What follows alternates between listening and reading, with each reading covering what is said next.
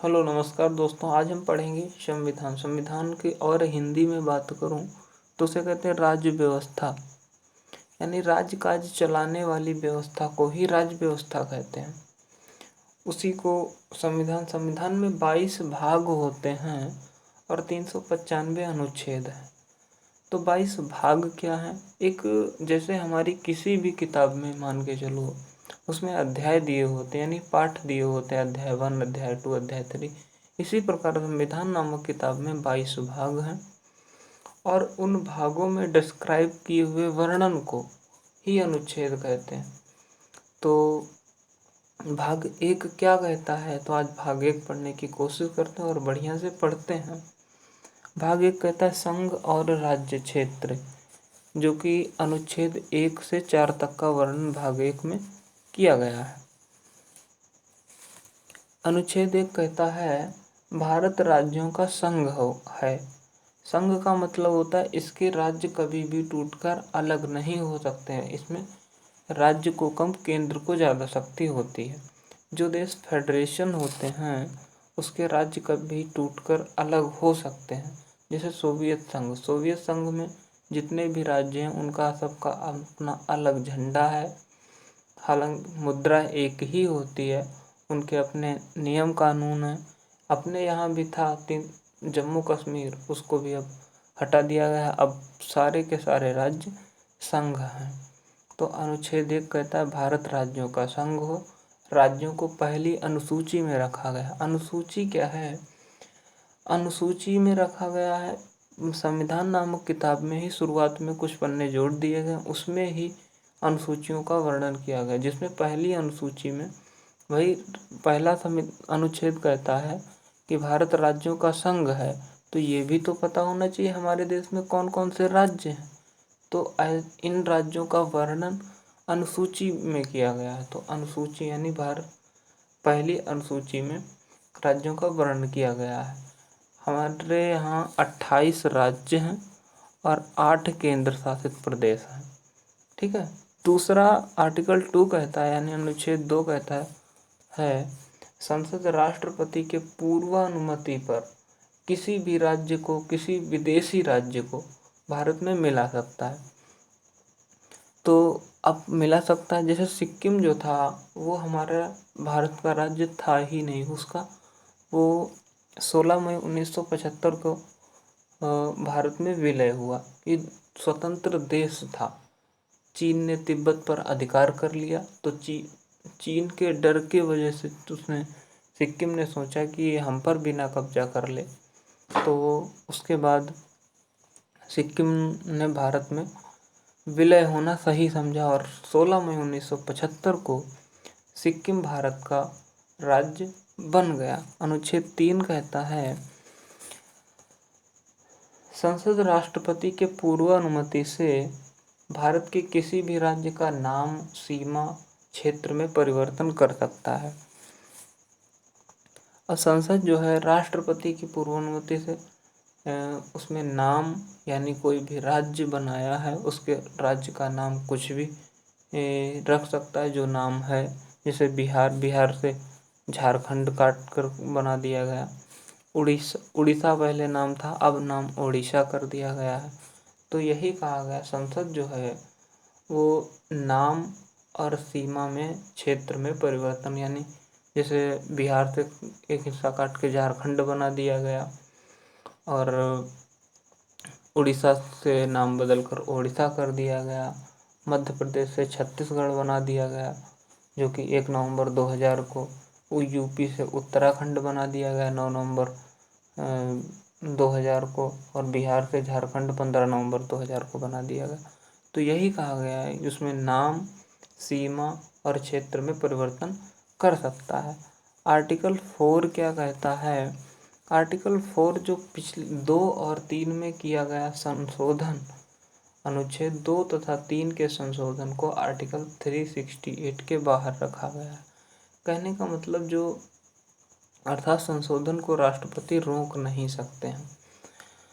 तो राष्ट्रपति रोक क्या, अगर इसीलिए कहा गया अनुच्छेद 2 और 3 में, यानी नाम में किसी विदेशी राज्य को मिलाना हो या उसके नाम में परिवर्तन करना हो तो इसमें राष्ट्रपति बाध्य नहीं होते हैं, उनको साइन करना ही पड़ेगा। 50% बहुमत से पास हो जाता है। इसीलिए अगर जो अनुच्छेद 368 में रखा जाता है उसमें राष्ट्रपति के हस्ताक्षर होना अनिवार्य होता है, लेकिन इसको 368 के बाहर रखा गया, इसलिए राष्ट्रपति इन काम में बाध्य हैं। तो अगला क्वेश्चन अगला आ जाता है भारतीय राज्यों का इतिहास देख लेते हैं थोड़ा।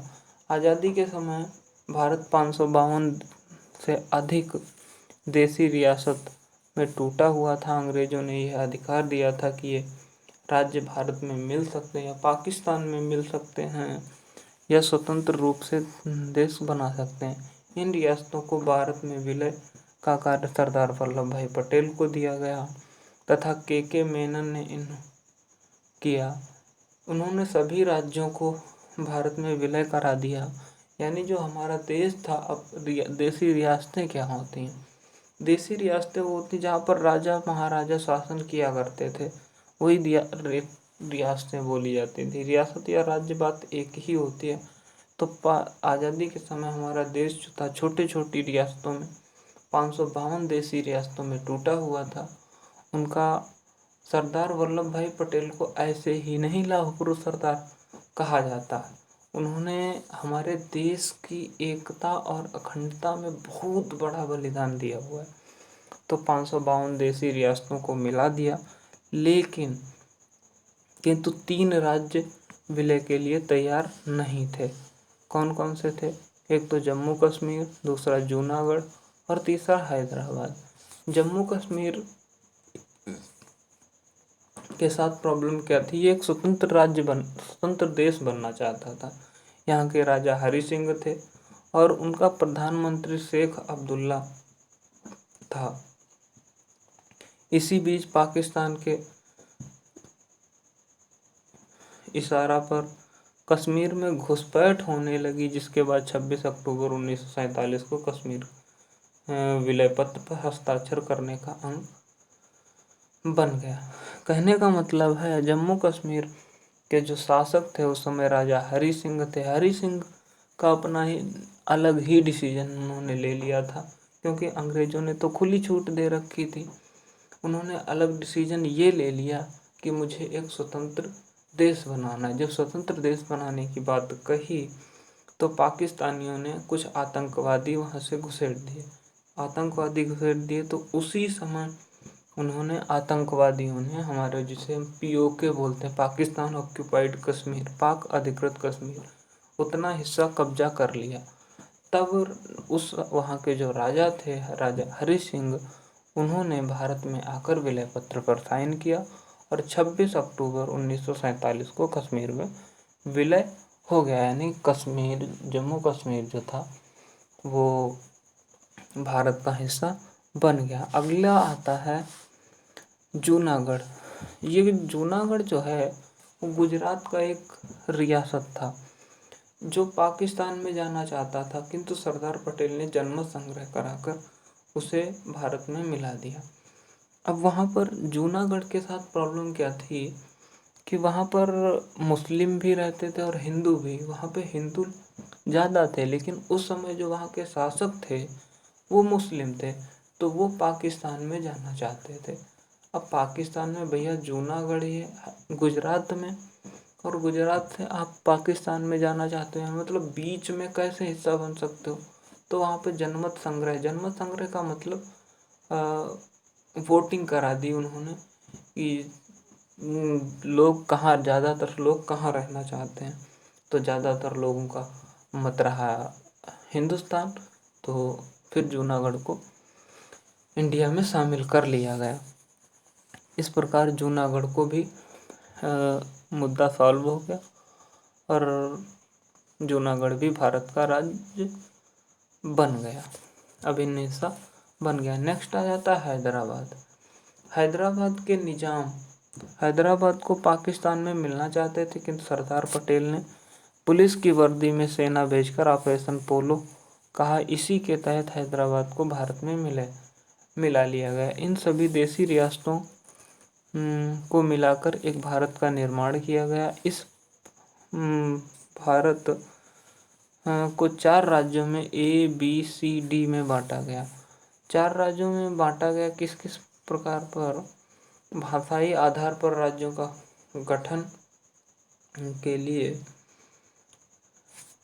1949 में एस्केधर आयोग का गठन किया गया, किंतु इसने भाषाई आधार पर राज्यों का गठन का विरोध किया। तेलुगु भाषा के लिए अलग अलग राज्य के मांग करते हुए पेट्टू श्री रामुलु भूख हड़ताल पर बैठ गया और 56 दिन के भूख हड़ताल के बाद इनकी मृत्यु हो गई। फलस्वरूप जनता का विरोध बढ़ गया। फलस्वरूप नेहरू जी ने 10 अक्टूबर 1953 में तेलुगु भाषा के लिए अलग राज्य आंध्र प्रदेश को अलग कर दिया। अतः भाषा के आधार पर गठित होने वाला पहला राज्य बन गया। अब आप इसकी कहानी बढ़िया से समझो।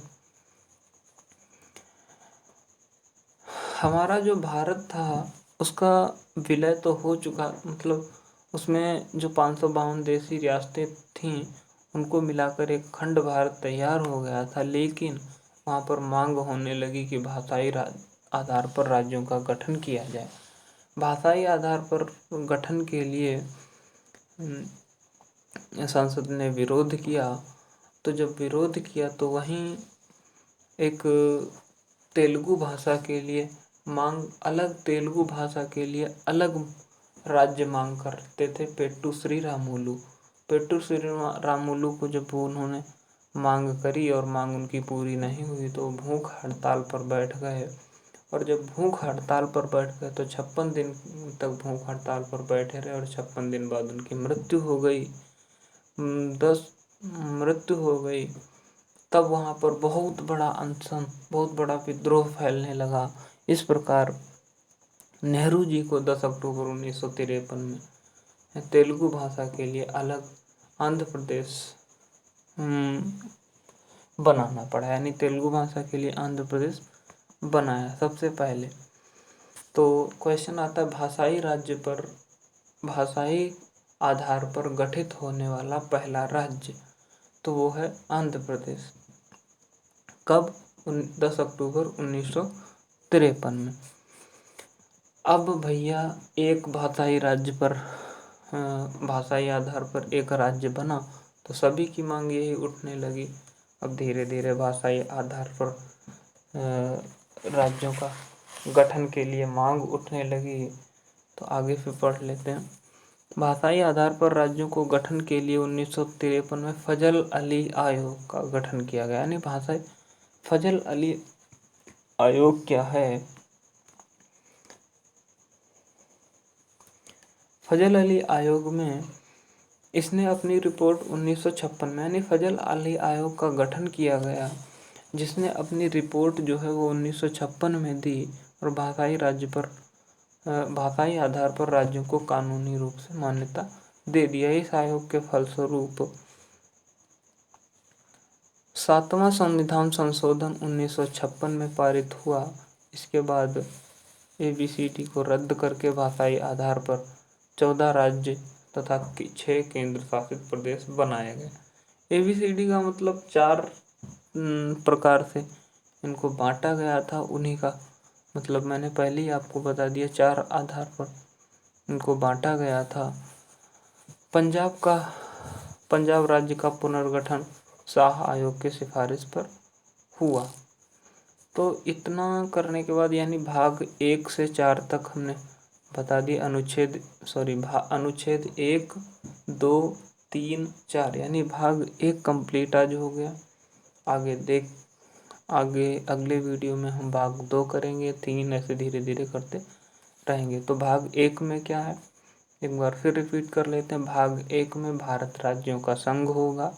राज्यों को पहली अनुसूची में रखा गया है और भारत में 28 राज्य तथा 8 केंद्र शासित प्रदेश वर्तमान में हैं। अनुच्छेद 2 कहता है संसद राष्ट्रपति के पूर्व अनुमति पर विदेशी राज्य को मिला सकती है। आप ऐसे याद रखो, भारत राज्यों का संघ है। अनुच्छेद 2, किसी भी विदेशी राज्य को भारत में मिला सकता है। संसद किसी भी विदेशी राज्य को भारत में मिला सकता है। अनुच्छेद 3 कहता है